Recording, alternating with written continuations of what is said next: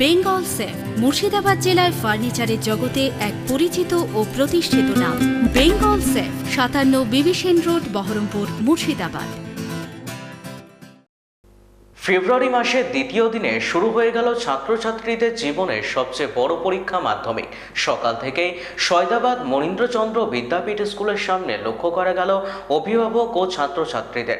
এবার মুর্শিদাবাদ জেলায় মোট ৩৭,৭৪৪ জন ছাত্রছাত্রী পরীক্ষা দিচ্ছে। গত বছরের তুলনায় ১১,৫২২ জন বেশি, তবে ছাত্রদের তুলনায় ছাত্রীদের সংখ্যা অনেকটাই বেশি জেলায়। এদিন যুব তৃণমূল কংগ্রেসের জেলা সভাপতি বিশ্বদেব কর্মকারের উদ্যোগে ছাত্রছাত্রীদের হাতে তুলে দেওয়া হলো পেন, বিস্কুট ও জলের বোতল।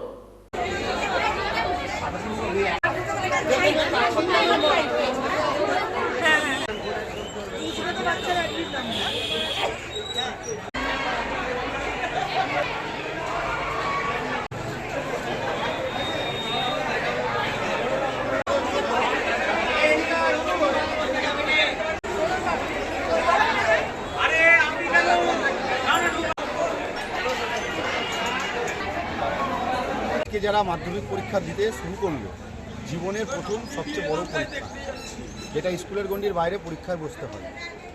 আমি প্রথমেই প্রত্যেকটা পরীক্ষা থেকে আমরা ছাত্র যুব তৃণমূল কংগ্রেসের পক্ষ থেকে আমরা শুভেচ্ছা জানাচ্ছি।